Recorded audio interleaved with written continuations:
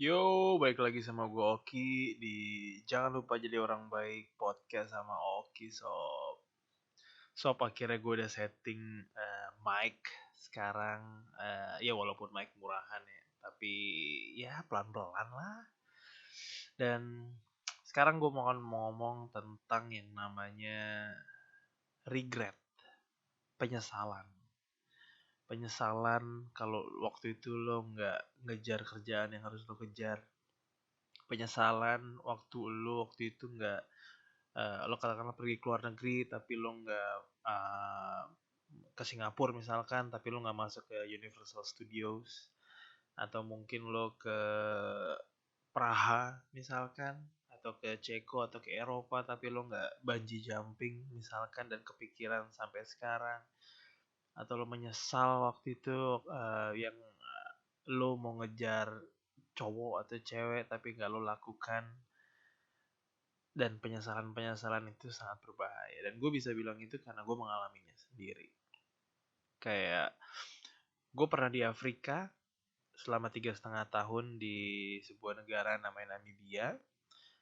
Dan di situ ada banyak sob. Ada banyak yang namanya apa ya, safari, atraksi-atraksi lainnya yang bisa lo nikmati gitu loh. Dan di sana ada yang namanya skydiving. Skydiving itu bagi yang nggak tahu itu adalah ya lo dari bawah lo dengan baju lo, dengan parasut lo, dengan apa semua, dengan helm, kacamata, dan lo naik ke pesawat, lo akan dibawa ke atas. Begitu sampai ketinggian tertentu, eh, lo akan lompat. Bagi para orang-orang yang baru, maksud gue pas skydiving pertama kali, lo pasti akan tandem, yaitu adalah ditemenin sama instrukturnya gitu. Dan gue lewatin tempat skydivingnya itu tuh berkali-kali gitu loh. Cuman kayak gue nggak, kenapa gue nggak ini aja gitu skydivingnya, lewat dari mahal gitu ya, mahalnya paling 1 atau 2 juta kalau nggak salah. Cuman kayak kenapa gue nggak lakukan gitu loh. Dan sampai sekarang pun gue masih kepikiran gitu, kayak gue pengen banget skydiving gitu loh. Gue pernah bungee jumping. Gue pernah bungee jumping 2 kali. Pertama itu ada di Victoria Falls, itu di perbatasan Zambia sama Zimbabwe.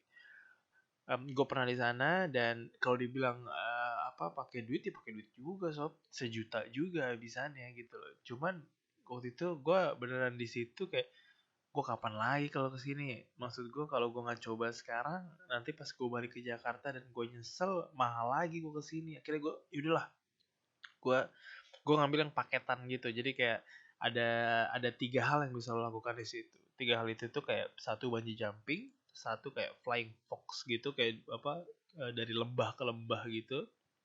Terus yang ketiga itu adalah swing, namanya drop namanya. Jadi kayak lo bener-bener dijatuhin terus kayak kayak pendulum gitu loh, kalau kalian ngerti itu, kayak pendulum yang di swing dari kanan ke kiri gitu. Dan akhirnya ya udahlah, gue mau yang itu, apa, tiga-tiganya gue melakukan itu. Dan I promise you, gue mau cerita ini langsung dari apa, hati gue dari yang dalam. Itu tuh beneran yang kayak ini hal yang tergila yang pernah gue lakukan pada saat itu gitu. Itu bener-bener sesuatu yang kayak gue ngerasa kalau apa ya, kayak ya kalau dilihat dari sisi kerennya, gue bilang kayak gila, gue pernah bungee jumping loh gitu loh. Cuman pas begitu lo lompat gitu, lo nggak pernah akan bisa merasakan hal itu lagi. Kayak rushnya gitu tuh luar biasa menurut gue. Dan gue sama sekali tidak menyesali itu gitu. Kalau bisa dibilang, banyak orang bilang nanti lo kalau mati gimana, kalau lo bodoh lo gitu gimana kan, kayak lah ya udah, kalau mati ya mati aja. Nggak, gue bukan tipe orang yang takut mati gitu loh. Jadi hal-hal yang seperti ini, kayak daripada gue nggak apa, karena gue takut mati terus gue kayak menunda apa yang pengen gue lakukan, ya ujung-ujungnya lo kan mati juga. Jadi kenapa lo nggak melakukan hal-hal yang menurut gue bisa bikin lo hidup? Salah satunya menurut gue tadi adalah bungee jumping waktu itu ya gitu. Terus akhirnya yang kedua gue bungee jumping di South Africa, di gue lupa di bawah itu namanya, pokoknya namanya Face Adrenaline. Face Adrenaline. Nah di ini tuh dari jembatan. Kalau yang di Victoria Falls juga di jembatan. Nah, yang kedua ini adalah jembatan, dan ini adalah lompat bungee jumping dari jembatan yang paling tinggi di dunia. Kalau kalau bungee jumping pada umumnya maksudnya yang di gedung gitu-gitu ada yang jauh lebih tinggi. Sebenarnya kalau dari jembatan ini yang paling tinggi yang di dunia. Yang itu ada di South Africa. Dan itu gue juga lompat di situ, dan gue waktu itu lagi emang gak sengaja sih, gue bukan gak sengaja, kayak lagi emang ada bisnis trip lagi ke sana, ke South Africa.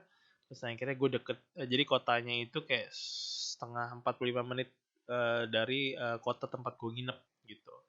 Terus kayak ya udahlah, yuk tes aja gitu kan. Terus gue itu bareng-bareng orang kantor tuh, orang-orang apa kedutaan.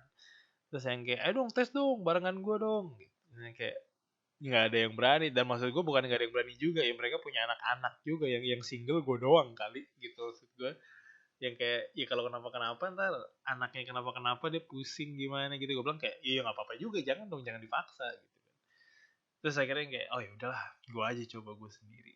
Akhirnya gue lompat, dan gini yang maksud gue mau ceritakan itu adalah begitu lo udah dipasang, begitu lo udah dipasang semua harnessnya, semua maksud gue tali-talinya, apa namanya, karabinernya gitu-gitu buat apa ditaruh di kaki. Nah, begitu semua ditaruh kaki dan semua udah siap, lo akan disuruh menuju yang namanya ujung, apa namanya, ujung tempat sebelum lompatnya lah ya. Di ujung yang dimana setengah kaki lo itu udah lepas maksud gue lepas dari tatakan kakinya, dan setengah kaki lu masih di dalam gitu. Nah di situ lu disuruh tegak, madep ke depan, dan tangan kiri dan kanan lu itu disuruh apa lurusin aja kiri ke kanan langsung kan. Nah lu dikasih kayak waktu beberapa detik untuk tarik nafas gitu kan. Nanti dia akan apa hitung mundur apa 3 2 1 dan lu disuruh lompat. Nah disuruh lompatnya itu intinya lu nggak boleh menjatuhkan diri, lu nggak boleh menjatuhkan diri, dan lu harus lompat kayak kayak apa ya, kayak harus lu kayak ya lompat kalau lu mau ke apa kayak kayak apa ke renang gitu ya. Kalau lu lompat langsung dari atas tuh yang langsung ke yang kepala duluan dan tangan duluan gitu, nah itu kurang lebih seperti itu. Dan lu harus melakukan itu, kalau enggak bisa bisa cedera gitu. Dan gue beneran deh, itu rasanya untuk lu ada di ujung itu kaki lu tuh lemes banget sops. Itu kaki lu lemesnya luar biasa. Cuman kayak gue selalu bilang sama diri gue sendiri kayak hidup lo cuma sekali, lakukan apa yang menurut lo itu akan menjadi cerita dan bukan jadi penyesalan gitu loh. Dan gue selalu melakukan itu, dan gue selalu apapun yang gue pikirkan ya gue gak mau nyesel gitu loh. Gue gak mau pada saat gue tua gue menyesal pada saat gue muda gue gak melakukan A atau gue gak melakukan B. Jadi gue lompat, dan begitu gue lompat apa ya, kayak sebenarnya jatuhnya itu kayak cuman 4-5 detik kali ya, 5 detik 6 detik lah. Cuman itu rasanya kayak forever bro. Itu jatuhnya kayak wah gila, itu sih gue masih bisa ngerasain itu. Dan apa ya, kayak semua yang gue rasakan di situ tuh bener-bener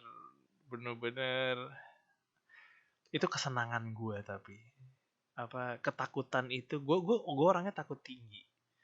Kalau gue berada di lantai 9 10 11 dan ngeliat ke bawah, kaki gue itu bergetar, kaki gue tuh lemes gitu loh. Cuman kayak masa lu gara-gara takut tinggi lu nggak berani sih gitu loh, maksud gue melakukan hal seperti ini yang kayak apa ya, maksudnya gitu, kayak penyesalan gue itu jauh lebih besar daripada ketakutan gue. Jadi dengan rule itu, dengan peraturan itu, gue akan melakukan aja gitu loh. Kalau menurut gue ini pantas untuk gue lakukan, ya akhirnya gue lompat. Dan itulah yang maksud gue, itu salah satu contoh yang gue bilang kayak akan banyak orang yang bilang kalau penyesalan itu akan datang belakangan. Betul, penyesalan itu akan datang belakangan. Cuman lu bisa ngelihat kalau penyesalan itu tuh akan ada apa enggak. Lu bisa ngeliat dari awal.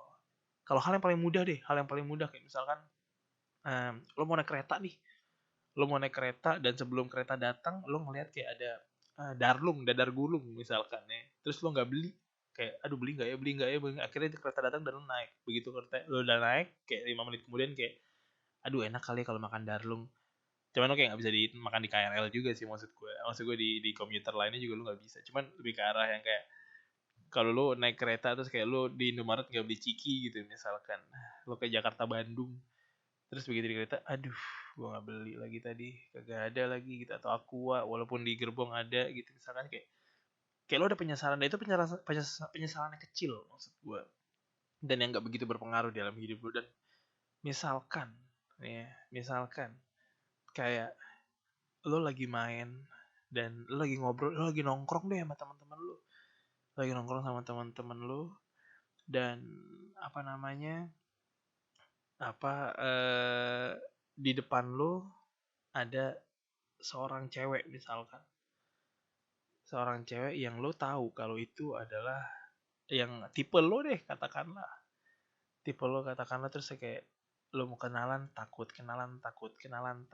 dan akhirnya semua lo pulang dan lo nggak jadi kenalan dan lewat aja, terus akhirnya lo kepikiran kesana kemari, dan akhirnya lo tahu dapat kabar ternyata dia baru pacaran setelah 1-2 bulan lo ketemu. Coba lo bayangkan kalau lo say hi pada saat itu.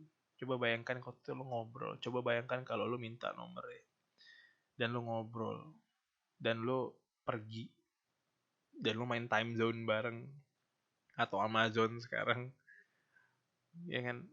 Dan itu lo nggak pernah tahu kalau lo nggak coba. Mungkin akan gagal, iya. Cuman penyesalan itu datangnya belakangan. Dan again, rule gue tadi kalau bisa kalian dengarkan itu adalah penyesalan gue itu jauh lebih besar daripada ketakutan gue. Jadi gue daripada nyesel, mendingan gue lakukan aja. Jadi bodoh amat gitu kan. Mau dia bilang, aduh sorry gue nggak bisa, ya udah itu urusan belakangan. Tapi gue udah coba gitu loh. Gue jadi nggak mengawang-awang lagi kalau andaikan dia ternyata adalah nanti jadi pacar gue atau jadi jodoh gue gitu loh. Gue nggak percaya. Gue langsung lakukan aja layaknya yang gue lakukan ke istri gue sekarang waktu itu. Ya gue sikat aja langsung, padahal dia baru putus 2 hari gitu, daripada gue menyesal nantinya. Karena gue tahu kayak gue bisa melihat masa depan lah di perempuan ini gitu loh. Gue bisa melihat kalau ini kayaknya yang cocok buat gue gitu loh. Apakah itu pasti akan berhasil? Enggak juga gitu loh. Cuman gue melakukan sesuatu yang bikin chance-nya itu jadi lebih besar buat gue menemukan jodoh gue gitu loh. Ya akhirnya gue bilang aja langsung, yang gue mau lo sekarang. Gue nggak mau gue nunggu nanti gue pulang dari Bali setelah 2, 3, 4, 5 bulan terus kita lihat deh kita sampai mana, kita ngobrolnya sampai mana. No, gue bilang gue nggak mau. Gue nggak mau ngambil gue nggak mau ngambil chance yang 50-50 gitu ya, dan gue nggak bisa mendapatkan lo gitu. Gue mau lo sekarang gitu. Ada kemungkinan dia akan nolak, bahkan baru putus 2 hari ya kan, belum sempat waktu untuk bersedih bersenandung ria gitu ya. Cuman tapi dia dia bilang iya juga gitu loh. Dan dia juga ngambil resiko itu ke gue ngambil resiko ke dia ngambil resiko ke gue, dengan catatan yang kayak kalau memang gak berhasil ya udahlah ya, orang baru juga 2 hari gitu kan. Ya udah, dan akhirnya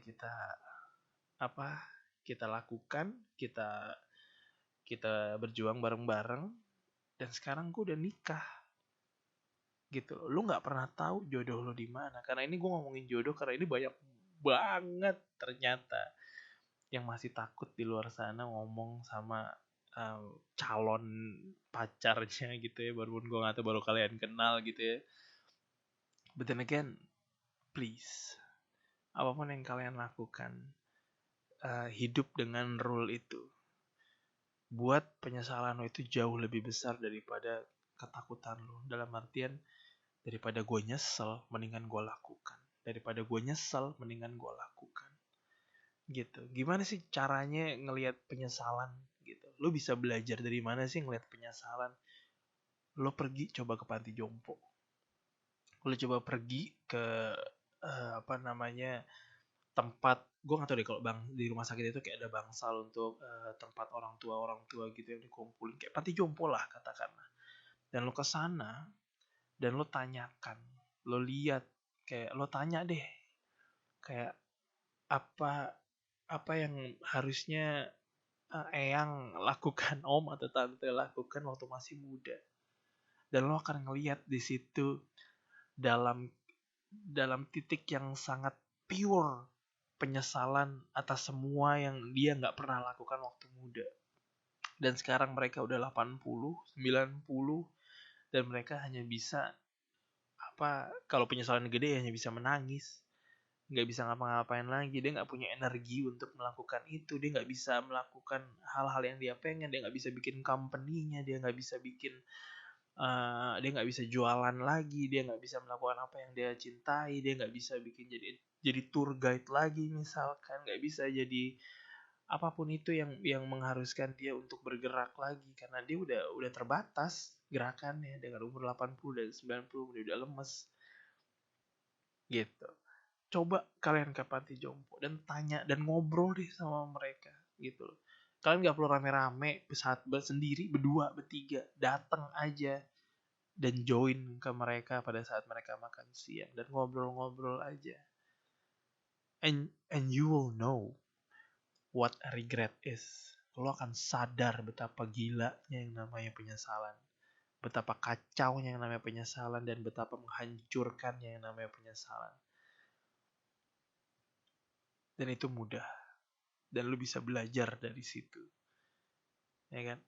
Kita itu punya hidup satu kali, geng, satu kali. Gue ulang lagi, kalau lo nggak melakukan sesuatu yang bikin lo hidup, kayak lo mendingan mati aja sih, jujur. Maksud gue lebih ke arah, ada banyak orang di luar sana yang menyia-nyiakan berkatnya gitu loh, yang menyia-nyiakan kesempatan hidupnya ini.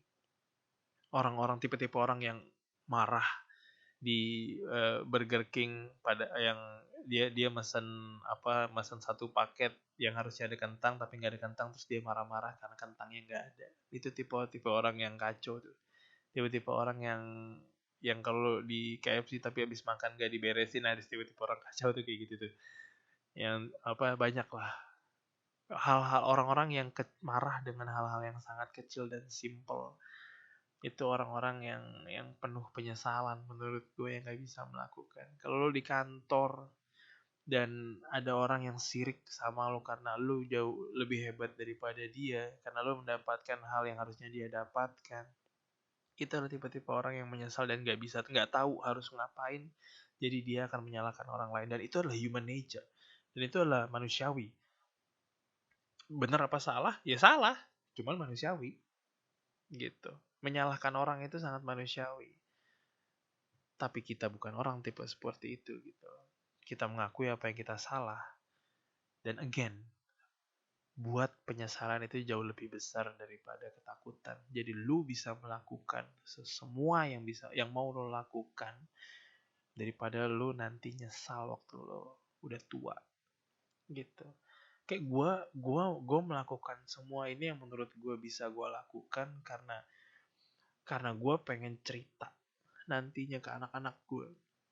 Karena gue pengen yang kayak ini loh, nah papa tuh pernah kayak gini, papa pernah kayak gitu. Layaknya sewaktu ayah gue cerita, waktu papa gue cerita ke gue yang kayak, papa pernah kayak gini nih, papa pernah di situ, papa pernah di sini gitu loh.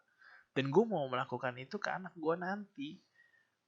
Gue mau cerita kalau papa dulu bungee jumping di sini. Papa dulu pernah lompat dari, kalau ada yang tahu di Pertamina di Simpruk itu ada kolam renang, dan di situ juga ada kolam renang yang Olimpiade, dan sebelahnya itu ada lompat indah. Nah, gue lupa tuh ada berbagai macam ketinggian untuk lompat indah, tapi gue lompat yang paling atas. Cuman gara-gara sama teman gue yang kayak, Ki, ayo Ki, lompat Ki dari atas Ki, gitu, bilang kayak secara bodohnya kayak oke, let's go gitu kan. Akhirnya gue lompat dari atas, terus gue lompat, begitu sampai bawah tangan gue tuh kayak agak kebuka gitu, dan begitu sampai bawah tangan gue tuh kepletek Dan itu bahu gue sampai sekarang itu agak-agak apa ya, agak-agak sengkle lah ya katakanlah gitu. But then again, apakah itu hal bodoh? Yes, itu hal bodoh. Apakah gue menyesal? Tidak sama sekali. Gue sama sekali nggak menyesal gue lompat dari sana, karena gue udah bisa bilang dan gue merasakan gimana caranya dan gimana rasanya lompat dari paling atas itu. Gue lupa berapa meter, gimana paling atas lah. Dan ya udah gitu. Dan sekarang gue bisa ceritain ke anak gue kalau gue udah lompat yang paling atas. Gue pernah ke sini, gue pernah ke Afrika nak, ya kan? Gue pernah jalan-jalan di Eropa sendirian. Gue pernah ke sini, gue pernah ke situ dari hasil keringat gue sendiri gitu loh. Dan semuanya itu gue lakukan bukan semata-mata bukan karena pengen cerita. Ya gue juga pengen cerita, cuman semata-mata yang kayak gue nggak mau pada saat gue di umur 80 atau di umur 90, kalau gue dikasih hidup yang panjang sama Tuhan, itu gue pengen yang namanya, cuy, gue hidup loh. Gue udah hidup. Gue hidup sesuai dengan apa yang gue mau. Gue hidup dengan standar apa yang gue mau, bukan standar orang lain. Gue bahagia sesuai dengan apa yang gue taruh di situ. Gue bahagia dengan cara gue sendiri. Dan itu yang bisa lo ceritakan nantinya ke anak-anak lo. Ya gak sih? Yang kayak seru aja gitu. Yang kayak dulu papa pernah nge-DJ di sini lo gitu misalkan. Gue gak tahu. Dulu mama pernah apa apa jadi YouTuber lo misalkan. Jadi YouTuber dan sempat terkenal gitu. Walaupun sekarang mama udah nggak jadi YouTuber lagi. Cuman lo melakukan itu gitu. Lo melakukan sesuatu itu. So dengan hidup lo yang cuma satu ini, yang lo nggak tahu kapan mati, do something that makes you happy. Lakukan sesuatu yang bikin lo hidup, yang bikin lo seneng. Karena hidup lo tuh terlalu pendek untuk lo melakukan hal-hal yang dimarahin bos. Kecuali suka lo dimarahin bos, gue nggak tahu. Cuman do something that makes you happy dan bikin sesuatu yang bisa lo ceritakan ke anak-anak lo dan bisa bikin impact ke anak-anak lo dan cucu-cucu lo nanti. Dan anak-anak lo bisa bilang, ini lo yang dilakukan sama bapak gue, ini lo yang dilakukan sama kakek gue.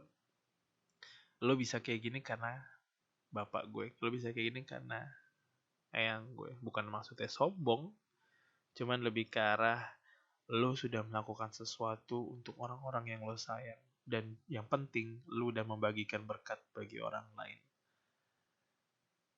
Regret sucks, man. Jangan pernah menyesal nantinya. Lo bisa melakukan ini sekarang. Waktu lo adalah sekarang. So do. Apapun yang mau lo lakukan itu. Lo jadi podcaster, lo mau jadi YouTuber, lo mau jadi tour guide, lo mau jadi fashion designer, lo mau jadi apapun yang lo pengen jadiin, yang memang itu adalah bikin lo hidup, lakukan. I'll see you around. Jangan lupa share episode ini buat orang-orang yang menurut kalian butuh obrolan ini. Siapa tahu orang itu akan terbantu dan lo gak akan pernah tahu lo akan membantu siapa. Share di sosial media kalian kalau kalian berkenan. And peace.